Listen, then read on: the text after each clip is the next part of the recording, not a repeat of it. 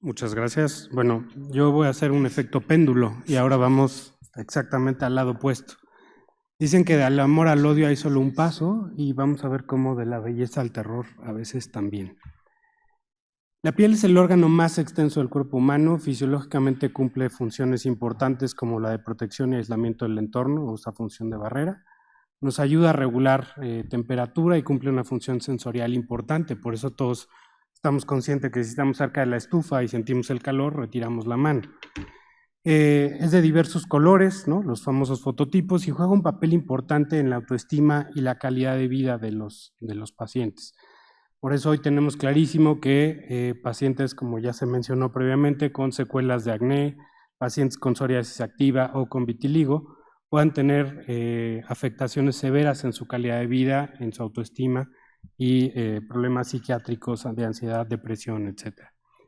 La piel constituye un órgano vital y un ejemplo muy claro de esto pues son los pacientes con quemaduras extensas, que sabemos que a mayor superficie corporal quemada, mayor es el riesgo de mortalidad, o pacientes que tienen reacciones adversas a veces a ciertos medicamentos y desarrollan síndrome de Stevens-Johnson o necrolis epidérmica tóxica, que a veces acaban requiriendo hospitalización en unidades de terapia intensiva y con alto riesgo de mortalidad. La dermatología es la especialidad médica que se encarga del estudio y tratamiento de trastornos que afectan la piel y sus anexos, como mucosas, pelo y las uñas. Pero cada vez se ha extendido más al área cosmética para atenuar signos de envejecimiento y promocionar la belleza, entrecomillado, porque como bien ya se mencionó, pues la belleza es subjetiva y es cambiante, ¿no? Pero finalmente el hacer esto, por desgracia, pues reduce al órgano más extenso del cuerpo humano a un tejido meramente ornamental. La belleza cambia, ¿no? Si pudiéramos viajar en el tiempo y regresásemos a mediados del siglo XIX, el concepto de salud, belleza y aristocracia estaba ligado con la blancura. Entre más se pareciese uno a Drácula, era evidentemente más fifí, ¿no? Pero estoy seguro que la mayoría de ustedes está familiarizado con imágenes como estas. ¿Por qué? Porque es innegable que estar bajo el sol es agradable, es placentero. Sabemos que en países en latitud nórdica, pues que tienen estos inviernos prolongados, pues justamente la exposición al sol ayuda incluso a reducir el tema de depresión estacional, etcétera. Y ocurre pues justo desde la infancia hasta la edad adulta. Pero sirva también para recordar que el sol es considerado por la Agencia Internacional de Investigación en Cáncer como un carcinógeno tipo 1, es decir, es inobjetable su capacidad de inducir cáncer y constituye el carcinógeno ambiental más frecuente al que se expone el ser humano, porque no importa si nací en el continente americano, en Asia, en Australia, en Europa, etc. Mientras vive en el planeta Tierra, todos los días de la vida voy a recibir radiación ultravioleta emitida por el sol. Y en ese sentido, pues justamente vamos a ver los horrores de la estética, ¿no? Y de lo que muchas veces reciben, por desgracia, tanto pacientes e incluso algunos médicos que se prestan a caer en este negocio, ¿no? Entonces vemos aquí promociones de camas de bronceado, ¿no? Hemos creado, ¿no? Hemos llegado a tal afición o afán de tener la piel bronceada como un concepto de salud, belleza y aristocracia, ¿no? Que hemos creado máquinas artificiales que, pues justamente, como si existiese un brazo mecánico gigantesco de la NASA que nos pusiese a centímetros del sol, pues eso es exactamente lo que reproducen estas camas de bronceado y hoy también muy utilizado para el tema estético de las uñas con gel. Les presento un paciente que tiene fotodaño severo, pero que además tiene antecedente de exposición a camas de bronceado, que en la revisión se encuentra esta lesión, que es una lesión melanocítica que muestra un retículo atípico, un patrón negativo del retículo pigmentado, y un área focal con puntilleo marrón grisáceo que constituye regresión y que evidentemente esto constituía pues, un melanoma en el contexto de un paciente expuesto a camas de bronceado. Simplemente mencionar que hay varias publicaciones que señalan que la mayoría de los pacientes que se someten a este tipo de situaciones como las camas de bronceado lo hace, como está subrayado ahí, por un fenómeno pues justamente de sentirse más atractivos, de verse más bellos. Entonces claramente este tema está ligado con un tema psicosocial, ¿no? de lo que conocemos como concepto de belleza. Y les pongo también una publicación reciente de un melanoma subungueal asociado pues justamente a el uso de estas lámparas de radiación ultravioleta para la fijación de estas uñas postizas de Hellish, ¿no? Bueno, finalmente sabemos que hoy en día pues la estética va ligada también pues no solo al rostro, sino también a veces pues como decíamos a las uñas, a los pies, etcétera. Y en ese sentido pues presento un caso, ¿no?, que nos hace recordar que lo primero que tenemos que hacer en el ejercicio de la medicina es no hacerle daño al prójimo, ¿no? No causar algo que provoque un problema más grande. Y les presento un caso que vimos de un paciente de 30 años con una lesión de 6 meses de evolución, crecimiento progresivo, pero que había sido tratado previamente en 5 ocasiones por el podólogo, por una lesión considerada por el podólogo como una verruga.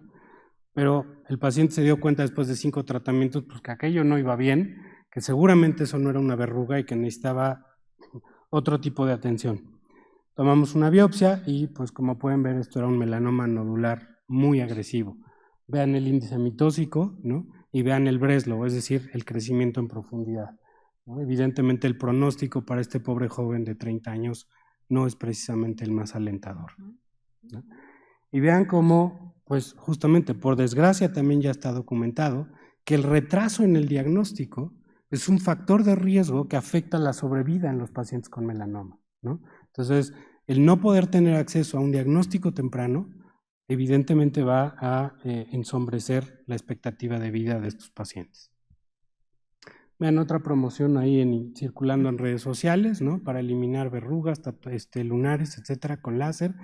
Vean, no requiere anestesia, no deja cicatriz, es indoloro, duración de la sesión 30 minutos y resultados inmediatos. Suena fantástico, ¿no? Suena fabuloso. Todo el mundo diría, bueno, pues ¿qué estamos esperando para irnos a formar ahí, ¿no? Les presento el caso de una mujer, 33 años, con un neomelanocítico congénito tratado previamente con láser y que durante el embarazo notó crecimiento de la lesión. Vean cómo el área central, que es el recuadro arriba, tiene una imagen pseudocicatrizal, bueno, cicatrizal, blanca cicatrizal, y vean cómo en la periferia, justamente en los restos que quedaban del nevo, del lunar, vean cómo tiene un patrón globular, ¿no?, puntitos o globulitos que traducen crecimiento. Y evidentemente, pues una mujer de los 33 años ya no está precisamente en crecimiento. Su bebé en el vientre sí, pero ella ya no, ¿no? Evidentemente esto también tomamos biopsia y otra vez otro melanoma, ¿no?, mal tratado, mal diagnosticado seguramente. Y pues difícil saber si el melanoma ya estaba, ¿no?, porque en realidad lo único que hicieron fue quemarlo, o si la incidencia del láser tuvo algo que ver. Hasta donde pude revisar, en la literatura no está documentado que el uso de estos láseres pueda inducirlo, pero bueno, pues ahí tenemos un primer caso. También ahora el tema estético está relacionado pues justamente con el tema del pelo y la calvicie, ¿no? Como decíamos, en el tema sinónimo de belleza, pues está el tema de no perder el cabello, ¿no? Este es un paciente que además es médico, ¿no? Claramente afectada su calidad de vida por el tema de la calvicie. Su mayor trauma era que no quería parecerse ni al padre ni al abuelo. Acudió a una clínica especializada supuestamente en el tema de trastornos capilares, donde recibió varias sesiones de inyecciones de factores de crecimiento para repoblación capilar, pero en esta clínica jamás se dieron cuenta que además de el tema de ausencia de pelo, pues tenía, por desgracia, un tumor subyacente. Y el paciente tenía un carcinoma vasoescamoso ahí, que seguramente también fue estimulado por el uso de estos factores de crecimiento. Vean, iba por un tema de pelo, vean el tamaño del defecto, ¿no? Irónicamente él buscaba que le creciera el pelo, pero pues vean, le quedó un defecto de 7 por 4 centímetros, que requirió evidentemente un injerto, y un injerto donde no hay manera que le vuelva a crecer el pelo, ¿no? Entonces, pues nos hace pensar si realmente lo que estamos haciendo está favoreciendo, o tendríamos que replantearnos, ¿no?, estos conceptos a veces ligados a la salud y a la belleza. Y pongo que pues no es el único caso, ¿no? Hay otro caso descrito pues justamente por un fenómeno parecido, otro melanoma, asociado a factores de crecimiento para evitar la caída de cabello. El nitrógeno líquido, que todos conocemos y utilizamos con frecuencia, ¿no? La crioterapia, que bien utilizada sin duda es útil, ¿no? Pero que por desgracia, pues de pronto se cae en manos de quien no sabe utilizarla o no tiene el entrenamiento adecuado, pues puede provocar iatrogenias. Les presento el caso de un paciente tratado en múltiples ocasiones por otro médico con nitrógeno líquido para la mancha en la frente. Lo mismo, se la quemaban, aparentemente se quitaba, el paciente estaba bien unas cuantas semanas o meses, regresaba la lesión, volvía a ir, le volvían a quemar y evidentemente por ahí de la cuarta o quinta sesión se dio cuenta que algo no estaba bien y buscó atención.